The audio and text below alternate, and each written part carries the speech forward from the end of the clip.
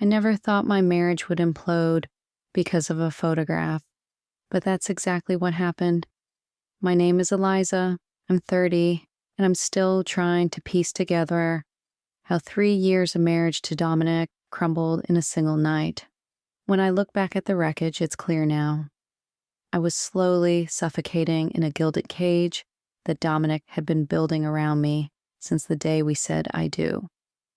A cage I helped construct, brick by brick, compromise by compromise, until I could barely recognize the woman staring back at me in the mirror. We met at an art gallery opening 5 years ago. I was working as a photographer then, passionate and fearless, with a portfolio full of provocative street photography that was just starting to get attention. That night, I was wearing a vintage kimono-style dress with combat boots, an outfit that perfectly captured who I was. Unconventional, bold, unapologetic. Dominic couldn't take his eyes off me. He was the youngest partner at his architecture firm, and possibly handsome in that classical way, with his dark hair and piercing blue eyes. When he approached me, I expected some generic pickup line. Instead, he talked about the interplay of light and shadow in my photographs, revealing a depth that caught me off guard. "You see things others don't," he told me that night. "It's intoxicating." The whirlwind romance that followed was like something from a movie. Midnight picnics on rooftops he had designed, surprise weekend trips to photograph abandoned places, his genuine interest in my art and perspective. I felt seen in a way I never had before. He proposed 7 months later at an exhibition featuring my work. Of course I said yes. The changes were subtle at first. So subtle I barely noticed them. "That profile of you in the arts magazine," he said over breakfast one morning. "Don't you think the photos they used were a bit excessive? You're so talented, Eliza. Your work should be the focus, not how you look." I nodded, thinking he was being protective, even supportive. When the next interview came along, I wore a conservative black turtleneck instead of the eclectic vintage pieces that had once been my signature. Then came the comments about my friends. "Mason seems to dominate every conversation," he remarked after dinner with my closest friend from college. "And did you notice how he kept looking at you?" I hadn't noticed because there was nothing to notice. Mason was gay and had been my friend since we were teenagers. But I started declining Mason's invitations anyway, not wanting to deal with Dominic's subtle interrogations afterward. My photography clients dwindled as I took fewer assignments. "You don't need to work so hard," Dominic would say. "My job pays well enough for both of us. Focus on personal projects instead." But somehow those personal projects never materialized, always subject to Dominic's critiques and suggestions until they no longer felt like mine. I posted less on social media after Dominic mentioned how certain men were leaving inappropriate comments. I changed my provocative style to one he deemed more elegant and timeless. I spoke less at dinner parties with his colleagues after he mentioned I'd been a bit much one evening. Brick by brick, the cage was built, and I handed him the tools. The breaking point came on our 3rd anniversary. Dominic had to work late, canceling our dinner reservations at the last minute. It was the 3rd year in a row our anniversary plans had been derailed by his work emergencies. I sat alone in our immaculate apartment, a place that showcased his architectural aesthetic, but contained almost nothing of me. My old friend Layla texted, "Just in town for the night." "Drinks?" Layla was from my photography days, wild and unfiltered. Dominic had always disliked her, calling her chaotic and a bad influence. We'd fallen out of touch after my marriage. Another casualty in my new life. I stared at her message for a full minute before responding. Yes. Where? The bar was everything Dominic would hate. Loud, crowded, unapologetically tacky. Layla squealed when she saw me. Her blue hair and tattooed arms a shock of color against the sleek, neutral wardrobe I'd adopted to please my husband. Girl, what are you wearing? She laughed, taking in my tasteful wrap dress and subtle jewelry. You look like someone's mom. The Eliza I knew would never. Her words stung because they were true. I'd become someone's version of a perfect wife, but that someone wasn't me. I have something that might help, Layla grinned, pulling a garment bag from behind her chair. I saw this vintage piece and immediately thought of you. The old you. Inside was a sequin black dress with a plunging neckline and an open back. Exactly the kind of statement piece I would have worn in my previous life. Impulsively, I took it to the bathroom and changed. The woman in the mirror was a stranger I hadn't seen in years. Dangerous. Alive. 3 shots of tequila later, I was posing for Layla's camera in the back alley of the bar, the sequins catching the neon lights, creating the kind of edgy urban photography I used to live for. Everything felt electric, the night air on my skin, the music pulsing through the walls, the freedom of being seen again. These are fire, Layla said, scrolling through the shots on her camera. You're still a natural. Send them to me, I said, the tequila making me bold. I'm posting them. Won't your controlling husband lose his mind? She asked, raising an eyebrow. Probably, I replied, and we both dissolved into laughter that had a dangerous edge. When the photos appeared in my texts, I selected the most provocative one, me leaning against a graffitied wall, head tilted back, the dress barely containing me, and posted it to Instagram with the caption, "Remember her?" I tagged Layla as the photographer, added my old photography hashtags, and hit share before I could reconsider. It felt like setting a match to paper. My phone buzzed almost immediately. Dominic. What the hell is this, Eliza? Where are you? What are you wearing? I showed Layla his message, and she rolled her eyes dramatically. Classic. You look amazing, and his first reaction is anger. Should I answer? I asked, the alcohol making the edges of my decision-making fuzzy. Take another picture, she suggested, her smile turning mischievous.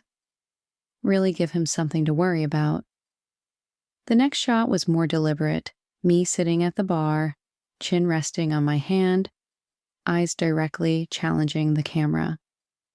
Layla had positioned a male bartender in the background, deliberately out of focus but clearly watching me. I sent it directly to Dominic with the text. Out remembering who I used to be. His response came quickly. Come home. Now we need to talk. He wants me to come home, I told Layla, a flutter of anxiety cutting through my buzz. Of course he does, she snorted. You're off script. Are you going? I hesitated, fingering the unfamiliar sequins of my dress. Not yet. Another round of drinks. More photos. Each one more deliberately provocative than the last. Each one sent directly to Dominic, whose texts grew increasingly frantic, then cold, then threatening. If you're not home in 30 minutes, don't bother coming home at all. I showed Layla, expecting her to encourage me to stay out longer, but she surprised me. Eliza, I think you need to decide what you're doing here. Are you trying to piss him off? Or are you trying to end your marriage? Because this feels like the latter. Her words sobered me slightly. Was I trying to end things? The thought hadn't consciously formed, but now that she said it aloud, I felt the truth of it reverberate through me. I was burning down the gilded cage, even if I was still inside it. I started slowly. I think I'm tired of disappearing. Layla nodded, understanding instantly what had taken me years to articulate. She picked up her camera again. Then let's make sure you're seen. The final photo wasn't provocative in the conventional sense. It was just my face, stripped of the careful makeup I usually wore, tears threatening at the corners of my eyes, a single sequin casting a prism of light across my cheek. Raw, honest, broken, and beautiful at once. "This is the one," Layla said quietly, showing me the screen. "This is really you." I nodded, unable to speak past the lump in my throat. She sent it to my phone, and I forwarded it to Dominic with no caption, no explanation, just the truth he'd been trying to erase for 3 years. It was after midnight when I finally went home. The sequin dress replaced by my original outfit. Though I couldn't bring myself to remove Layla's dramatic eye makeup. The apartment was dark, except for a single lamp in the living room, where Dominic sat waiting, his face cast in shadow. "You're home," he said, his voice unnervingly calm. "I wasn't sure you would be." "I'm home," I agreed, not moving from the entryway. "Would you like to explain yourself?" he asked, still not looking at me. "Would you like to explain yourself?" I countered, surprising both of us with my directness. "Would you like to explain how you've systematically erased everything I am over the past 3 years?" That got his attention. His head snapped up, eyes narrowing. "What are you talking about? I've given you everything. Except the freedom to be myself." He stood then, crossing to where I remained, frozen in the entryway. "Is that what tonight was about? Some juvenile rebellion because you think I'm controlling?" "It's not about tonight," I said quietly. "It's about every day since we got married. It's about how I don't recognize myself anymore." "Because you've grown up," he snapped. "Because you're not that reckless girl trying to shock people with provocative photos anymore. You're my wife." The ownership in those 2 words, "my wife," made something inside me crack open. "That's exactly the problem," I whispered. "I'm your wife, your possession, your project, but I stopped being me." He laughed then, a dismissive sound that set my teeth on edge. "So this is what? A midlife crisis at 30? You got drunk with that blue-haired disaster and suddenly decided our whole marriage is a sham?" "No," I said, finding strength in the simple truth. "I've known for a long time. I just couldn't admit it, even to myself." I moved past him into the living room, noticing for the first time how sterile it was. No photos on the walls. He thought they made the space look cluttered. No books on display. They ruined the clean lines. Nothing personal. Nothing alive. "If you're so miserable," he said, following me, "why stay? Why not just leave?" It was a challenge, not a genuine question. He knew exactly why I'd stayed, because he'd made me dependent on him, financially, socially, emotionally. "I'm afraid," I admitted, the words like glass in my throat. "Of what?" he pressed. "Of starting over, of failing, of realizing that maybe it's too late to be that person again." I touched my chest where the sequins had been earlier. "What if I'm just gone?" Something in Dominic's face changed then. A flicker of understanding, quickly replaced by determination. "You're being ridiculous," he said firmly. "You're overtired and you've been drinking. Go to bed. We'll talk about this in the morning when you're thinking clearly." It was his lawyer voice, the one that broke no argument. But for once, It didn't work on me. No, I said simply. No, he repeated, as if I'd spoken in a foreign language. I'm not going to bed and pretending this didn't happen. I'm not going to wake up tomorrow and apologize for embarrassing you. I'm not going back to being invisible. He stared at me, genuinely perplexed. This wasn't in his script for our marriage. What exactly are you saying, Eliza?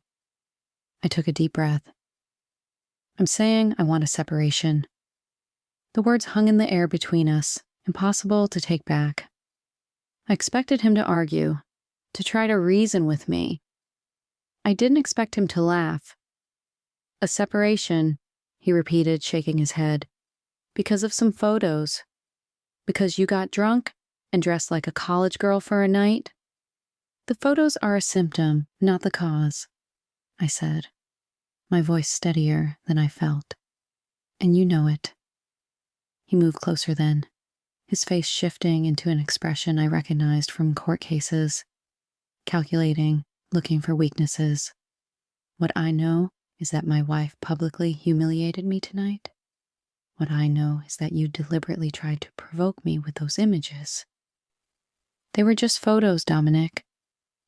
They were a betrayal, he snapped, mask slipping. And everyone saw them. My colleagues, my clients. Do you have any idea what that looks like for me? There it was, the heart of the matter. Not concern for me, but for his image, his reputation, his control. I'm sorry if I embarrassed you, I said, not entirely disingenuously. That wasn't my primary intent. What was your intent then? He demanded. I thought of the final photo Layla had taken, the real one, the broken one. To be seen, I whispered, to remember who I am. For a moment, something like genuine pain crossed his features. I see you, Eliza. I shook my head sadly. You see who you've molded me to be. You haven't really seen me since the gallery where we met. He was silent for a long moment, his breathing the only sound in our perfect, soulless apartment. Then he straightened, lawyer mask firmly back in place. If you want a separation, fine, but don't expect it to be on your terms. You made a public spectacle of yourself, of us, tonight. There will be consequences. A chill ran through me. Are you threatening me? I'm stating facts, he said coolly. You signed a prenup. The apartment is in my name. Your photography business has been defunct for years. Think carefully about your next move. The cage door slammed shut, but this time I could see it clearly for what it was. I'll be at Layla's tonight, I said, turning back toward the door. I'll come for my things tomorrow. Your things? He repeated with a bitter laugh. Everything you have, I gave you. I paused at the door, one hand on the knob. Not everything, I said quietly. Not my eye, not my talent, not my voice. With those words hanging in the air, I walked out. The aftermath was every bit as brutal as Dominic had implied it would be. He froze our joint accounts within hours. He changed the locks on the apartment the next day. He had his lawyer contact me before I'd even had coffee at Layla's tiny studio apartment. The prenup was airtight. I'd signed it willingly, not understanding then how it would effectively leave me with nothing if we divorced. I hadn't cared about money then. I'd been in love. But Dominic had overlooked one thing in his meticulous planning. The photos. Not the ones from that night with Layla, but all of them.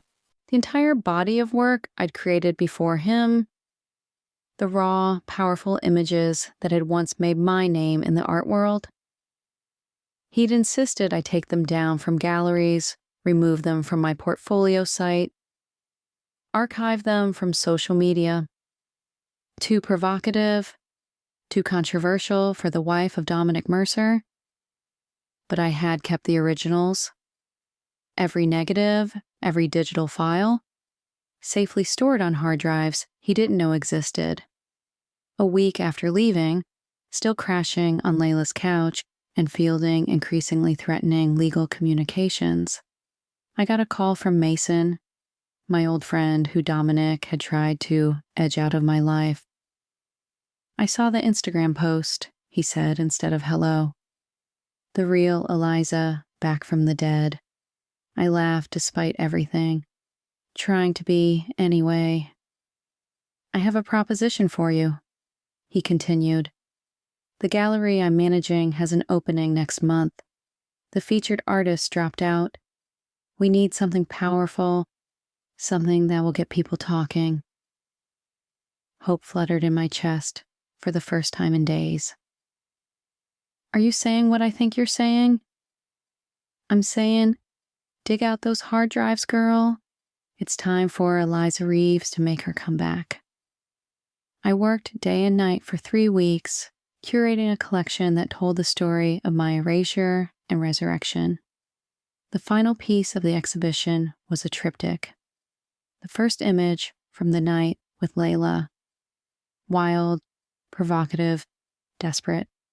The last image, broken, authentic, awakening, a new self-portrait taken in Layla's tiny bathroom mirror.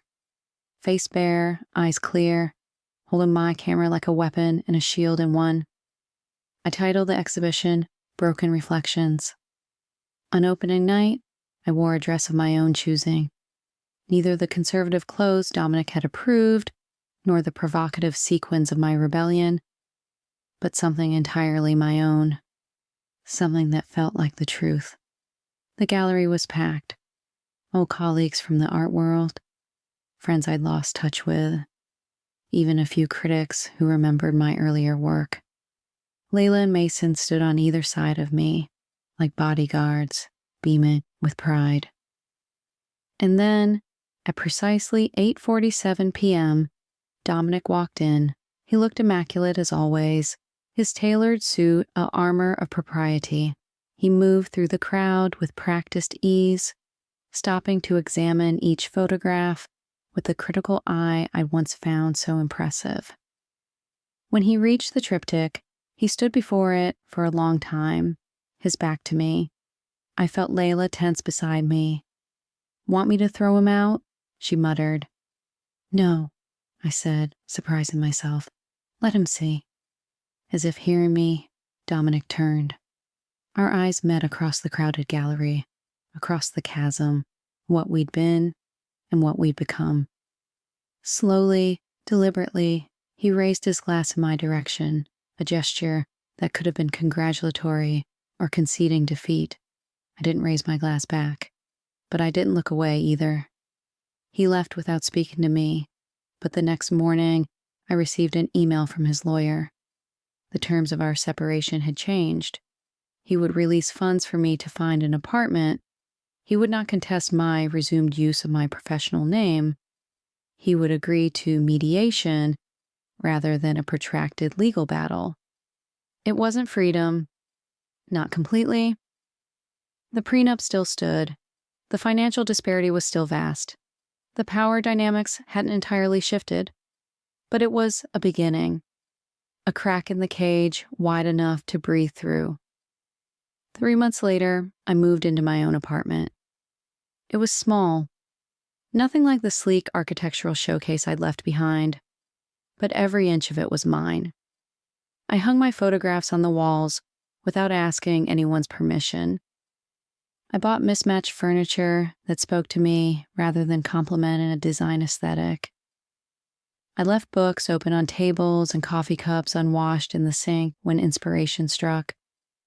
Dominic and I finalized our divorce in a mediation room rather than a courtroom, a small mercy for which I was genuinely grateful. When we signed the final papers, he looked at me, really looked at me, for what felt like the first time in years. "The exhibition was good," he said quietly. "You're talented. You always were." "Thank you," I replied.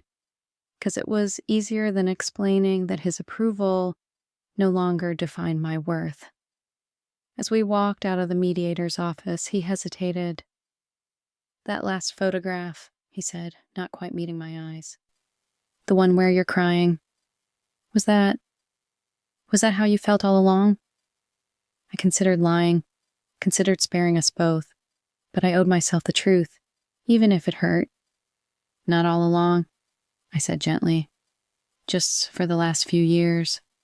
Just long enough that I almost didn't recognize myself." He nodded once, a jerky movement that betrayed more emotion than he'd likely wanted to show. "I never meant to." But he trailed off, perhaps realizing that intentions meant little against the reality of what had happened between us. "Goodbye, Dominic," I said, and walked away, my camera bag slung over my shoulder, both a link to who I'd been and a promise of who I was becoming. I'd like to say that's the end of the story, that I rebuilt my career, found myself, lived happily ever after in perfect self-actualization. But the truth is messier, as truths tend to be. Some days I still reach for clothes I think Dominic would approve of. Some nights I lie awake wondering if I made the right choice, if freedom is worth the financial insecurity, the starting over, the lonely dinners for one. The cage door is open, but sometimes I still hear it creaking. What I do know is this: the woman in my mirror is becoming clearer every day. She has lines around her eyes that weren't there before. She has harder edges and softer certainties. She makes mistakes, real ones, her own ones, and she lives with their consequences. But her eyes are clear, her gaze is direct, and when she picks up her camera, her hands don't shake anymore. That, I think, is enough for now.